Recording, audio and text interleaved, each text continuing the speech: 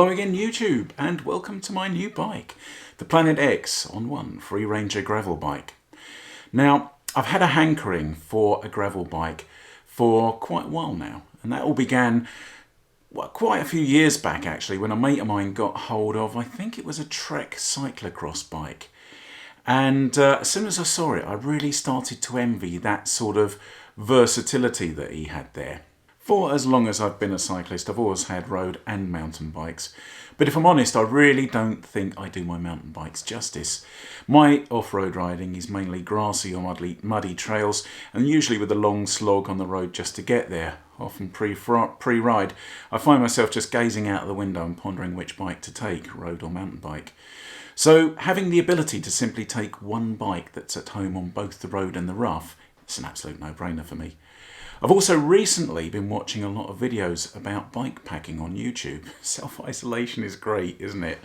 And it's given me a penchant to hit the trails for a few days with tent and rations on board also. Now, as anyone who's seen any of my other videos knows, I'm a real Planet X fanboy. I love the fact that they build the bikes themselves here in the UK. I love the way that they cherry pick the components to give you the absolute best bang for buck. And, based on my personal experience, I really like their customer service. So with a modest budget for this one, Planet X really wasn't obvious for first port of call. Now from their current lineup, there were two bikes that caught my eye, the Free Ranger and the Holdsworth Mystique. In a side-by-side comparison, there's not a massive difference between those two, but the Holdsworth is slightly more expensive. I believe that all comes down to frame construction, if I'm correct, with the Free Ranger being a mix of T700 carbon fibre and high modulus, whereas the Holdsworth I think is specified as a mix of T700 and T800. Being fully transparent here, I did actually have the Holdsworth in my online basket for a while, before settling on what I considered to be the more modest Free Ranger. Now currently, you can pick this bike up for just under 1400 quid directly through Planet X's website. One note of caution, if you are browsing the site, they have the pre-built $13.99 option or a more expensive $16.99 option that allows you to tailor the frame colours and a few other bits and pieces. Apart from flared handlebars, the two are exactly the same spec. So if you're comfortable swapping the bars over, you can do what I did and buy the cheaper pre-built option and simply add a set of flared bars for about 20 quid that you fit yourself.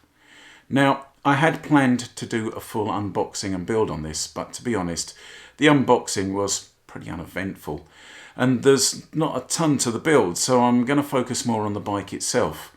The fact that I made an absolute horlicks of the audio on the unboxing has absolutely nothing to do with that decision at all. So let's start by taking a look at the frame. It is, no other word for it, stunning. Seriously, the photos on the Planet X website really don't do this justice. In the flesh, or carbon, it has this wonderful matte finish that looks properly high-end. Well, to me it does. And even the On One logo, which I wasn't sure about to be honest, absolutely pops. I don't even mind the cheesy little Monster Adventure logo on the seat tube. Now this is a full T700 carbon frame and fork. The tubes have a real beefy feeling to them that inspires confidence, and there's a good selection of mounting bosses for bottles, frame bags, racks, mudguards, whatever. The red and black, which I chose, really works, and there is a brown and orange option for those who are a bit more reserved, or a wild red and purple one for those wishing to make a statement such as, I'm colourblind. The frame takes both 700C and 650B wheels, and that gives you quite a few options when it comes to tyre choice. Talking of tyres, with a 700C wheel on here, there's a max tyre clearance of 48mm, so if you're looking for something a bit beefier than the 38mm pan racer that the bike comes with, you should be all set. Those clean classic lines are further enhanced by internal cable routing, and that's also a huge plus if you want to add some luggage. There's a braze-on front mech mounting, if one by isn't your thing, and a T700 carbon fork to match the frame characteristics. One thing worth knowing is that Planet X will sell you a bare frame and fork if you want to choose your own drivetrain and finishing kit. But let me stop you right there. Unless you've got some very specific individual needs, I'd really suggest going with one of the pre-built or build to order specs. Given that the frame set will set you back the thick end of 900 quid, I honestly don't know how you'd get an equivalent full group set and finishing kit for the Planet X cost of a full bike. Talking about group sets, let's discuss the SRAM Revel one that this bike came with. Now, I'll be honest here, I'm a Shimano man, but I've always wanted to try a SRAM drivetrain. First impressions are really good. Starting with the levers, they have a nice light action and they feel immediately comfortable, for me at least. The extended hoods house the brake reservoir and master cylinder, and despite their odd looks, actually feel really comfortable. Probably more so than the Shimano levers I'm used to. Shifting is SRAM double tap.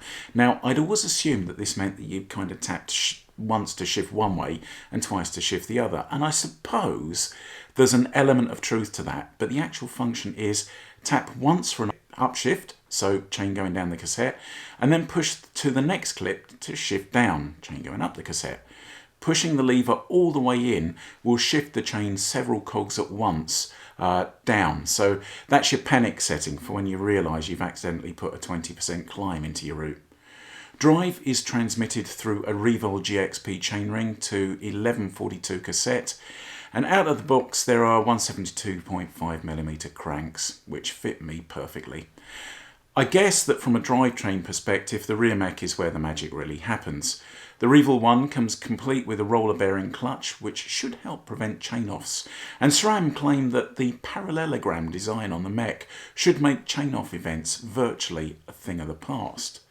Braking is taken care of by fully hydraulic calipers at both ends, and the levers have a very light action, which hints at good modulation, even before I've ridden the bike. In terms of finishing kit, it's all Selkoff gear.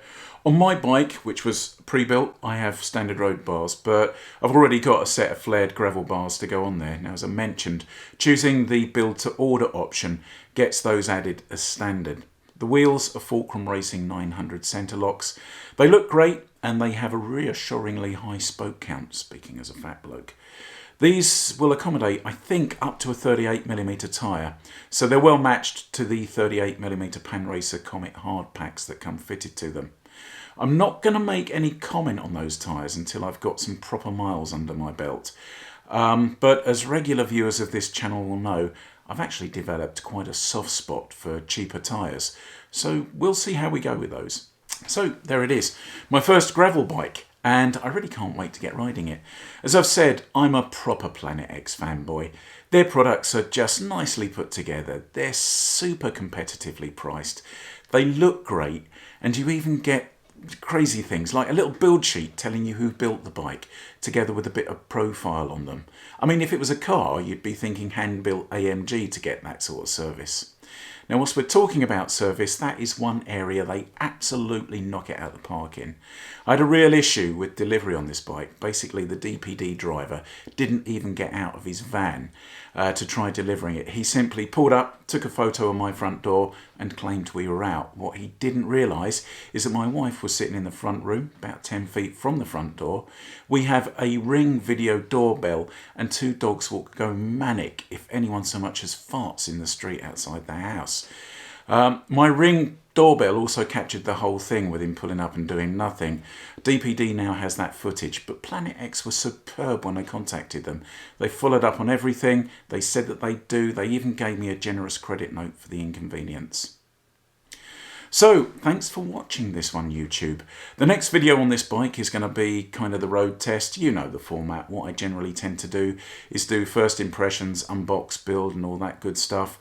Then I get it out on the road and test it, and then a month or so later, what it's like to live with. But I can certainly say, you know, first impressions, this bike looks fantastic, feels fantastic, and I really can't wait to ride it. And I really can't wait to get out and kind of mix up the road and the trails, and just finally, you know, see what this whole gravel thing's about.